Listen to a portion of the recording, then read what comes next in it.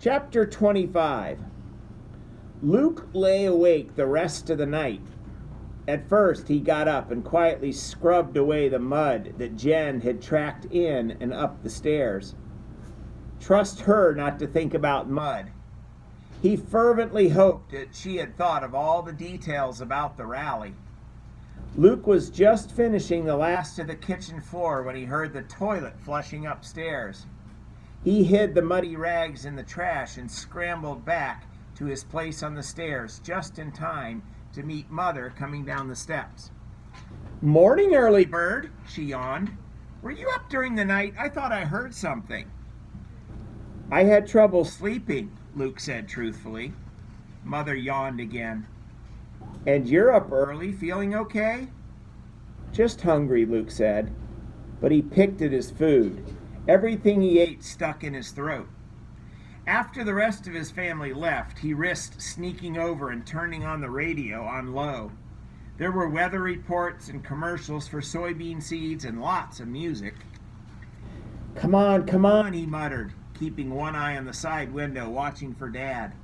Finally, the radio voice announced the news. Someone's cattle had gotten out and caused a minor car wreck. Nobody hurt.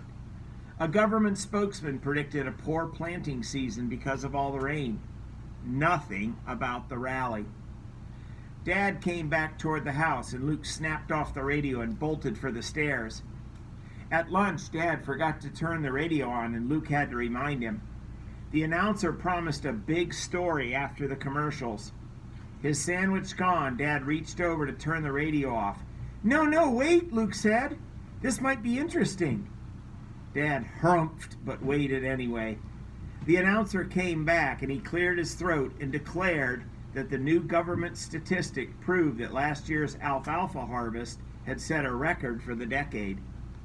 It was like that for days. Luke kept waiting, desperate to hear any news, but the few times he could get to the radio, it said nothing. Every time Dad left the house for any length of time, Luke switched on the light by the back door, his old signal to Jen. He stared so hard, willing her answering light to go on, that he thought he would go blind, but there was nothing. He took to watching her house as obsessively as he had when he had first discovered her existence. There was no sign of her. The rest of her family came and went as usual. Did they look sadder, happier, worried, at peace? From a distance, he couldn't tell. He got so desperate that he asked Mother if she had thought about going over to visit the new neighbors to welcome them to the area. She looked at him as if he was deranged. "They've been here for months. They're hardly new anymore.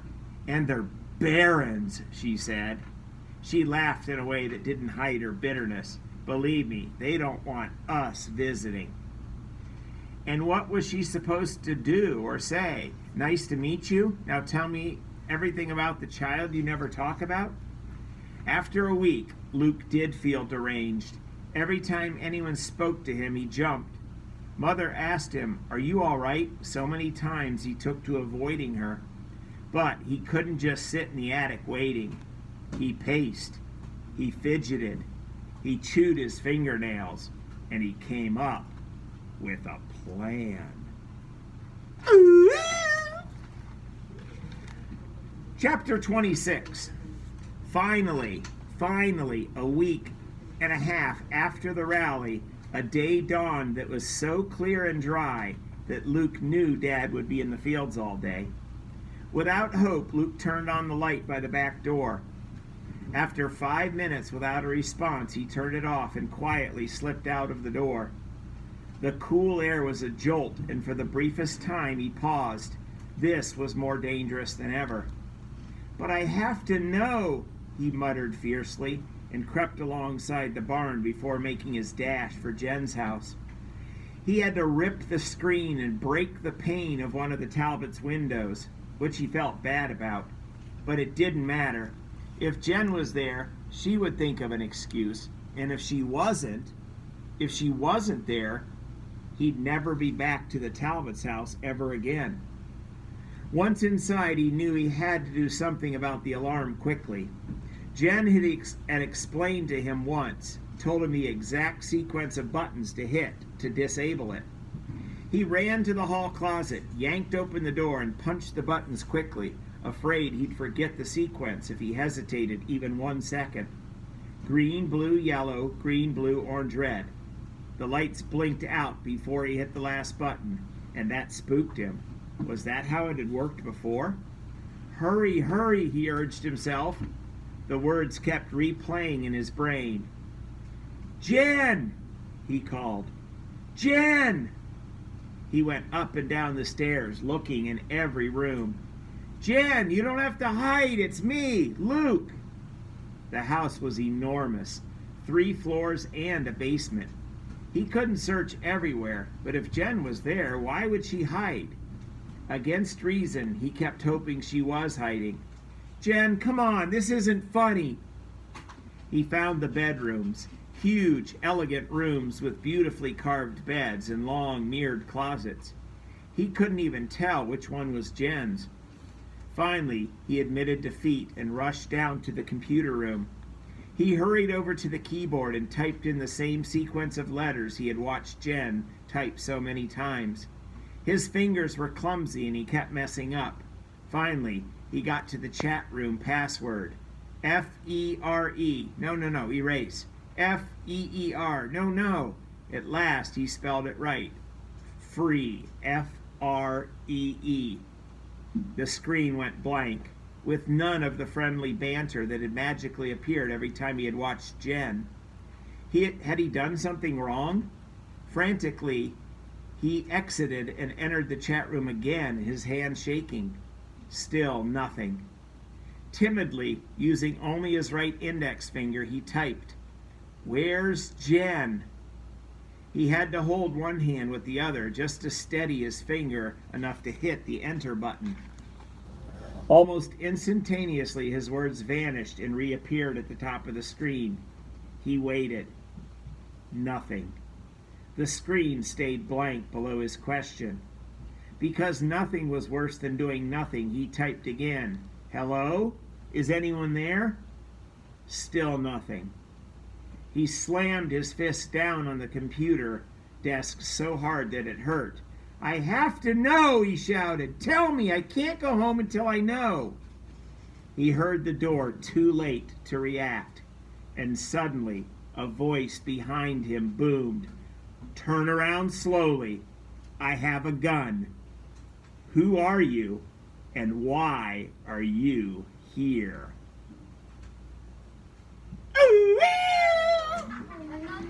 All right, chapter 27. Luke stifled his instinct to run. He turned around as slowly as he could. Guns had been outlawed for everyone except government officials long before he was born, but he recognized the object pointed at him from the books and Dad's descriptions. Dad had always talked about hunting rifles and shotguns, big guns meant to bring down deer or wolves.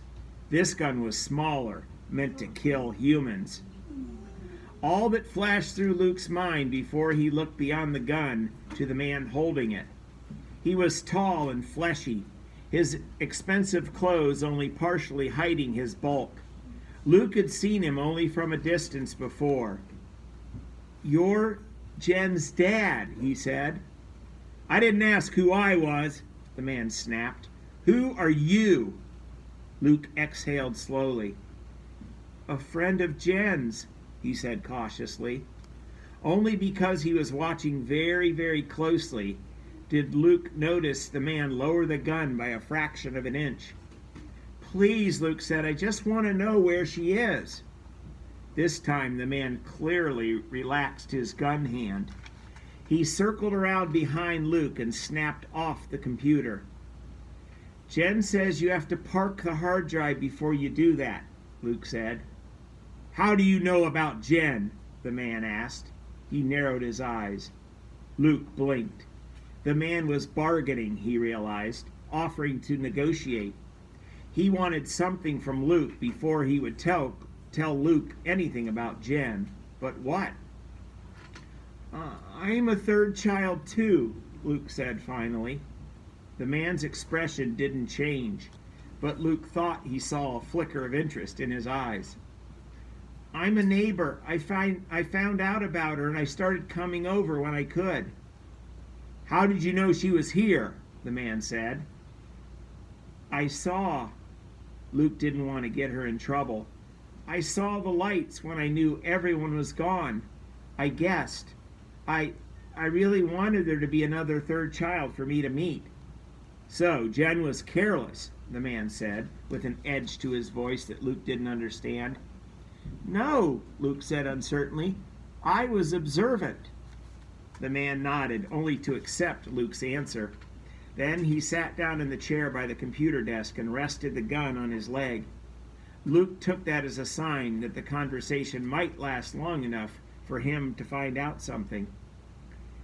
Did Jen teach you how to disable our alarm system? The man asked.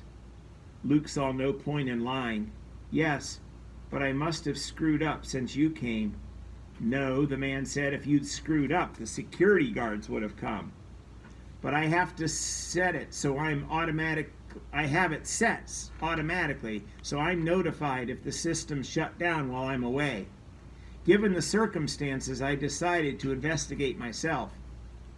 Luke longed to ask what circumstances he meant, but the man was already asking another question. So what else did you and Jen do together? The man said. Luke couldn't understand why he sounded so accusatory. Nothing, Luke said. I mean, we talked a lot. She showed me the computer. She wanted me to go to the rally, but I was too scared. Too late, Luke thought, to wonder if the man even knew about the rally. Was Luke betraying Jen's confidence? But the man didn't seem surprised. He was studying Luke as intently as Luke had been studying him. Why didn't you stop her? The man asked. Stop Jen? That's like trying to stop the sun, Luke said.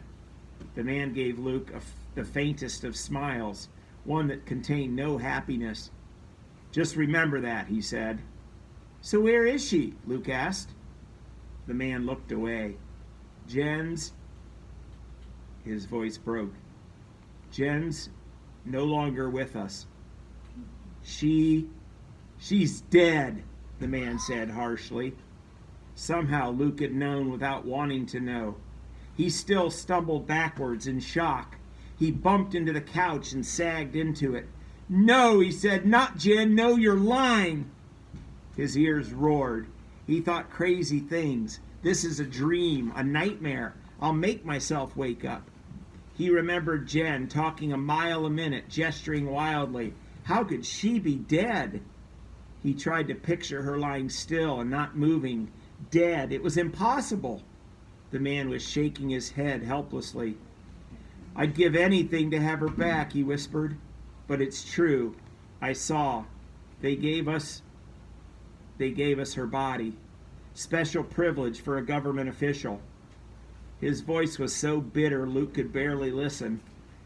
And we couldn't even bury her in the family plot. Couldn't take a day off from work. Couldn't tell anyone why we were going around with red eyes and aching hearts. No, we just had to pretend to be the same old family of four we had always been. How? Luke asked. How did she die? He was thinking if the car had wrecked, it wouldn't be so bad. Or maybe if it had nothing to do with the rally. Maybe she just really got sick.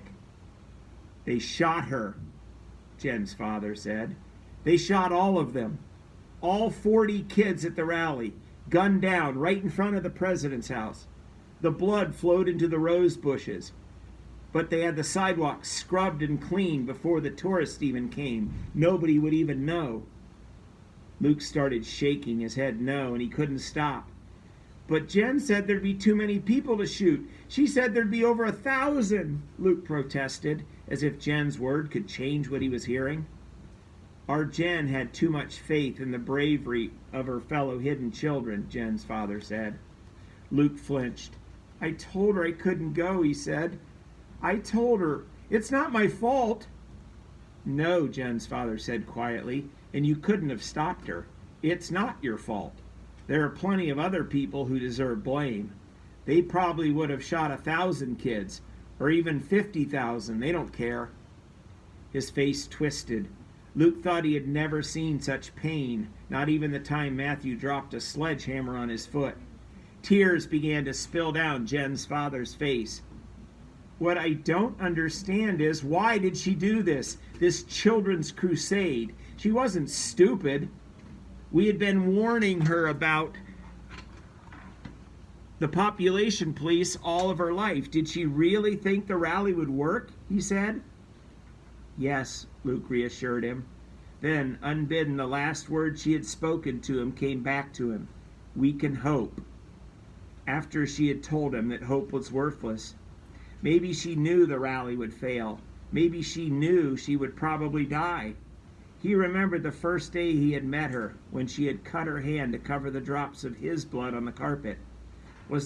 There was something strange in Jen that he couldn't quite understand, that made her willing to sacrifice herself to help others, or at least try to.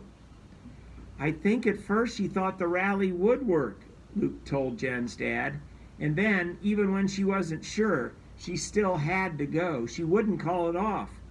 Why? Jen's dad asked. He was sobbing now. Why did she want to die? No, Luke said. She wanted to live, not die. Not hide, live. The words played over and over again in his brain. Not hide, live. Not hide, live. As long as he held on to them, he felt like Jen was there. She had just left the room for a minute to get more potato chips maybe, and soon she'd be back to lecture him again about how they both deserved a better life than hiding. He couldn't believe it was her voice echoing in his ears. But if he let go, let the words stop for just a minute, he was lost. He felt like the whole world was spinning away from him, and he was all alone. He wanted to cry out, "Jen, come back," as if she could hear him, and stop the spinning and would come to him. As if from a great distance, Luke heard Jen's father heave a heavy sigh and blow his nose in a businesslike way. You may not be ready to hear this, he said, but... Dizzily, Luke raised his head and listened half-heartedly. When you logged into that chat room, Jen's father said, a buzzer went off in the room in the population police headquarters. They're monitoring the chat room very closely. They found it after the rally. I've managed to cover things up about Jen, but they're going to trace your message back to our computer. The population police are backlogged right now following leads from the rally, so I should have a day or two to come up with a plausible-sounding explanation. But if they investigate too carefully, you may be in danger. More than usual? Luke said sarcastically. Jen's dad took the question seriously. Yes. They will begin actively looking for you. They're going to search every house around this one. It wouldn't take them long to find you. A chill ran down Luke's spine. So he would die just like Jen. Or not like her. She had gone bravely. He would be caught like a mouse in its hole. But if you let me, Jen's dad continued, I can get you a fake ID, and you can be miles away before they come looking for you. You would do that for me? Luke asked. Why? Because of Jen. But how? I have connections, you see. Jen's dad hesitated. I work for the population police.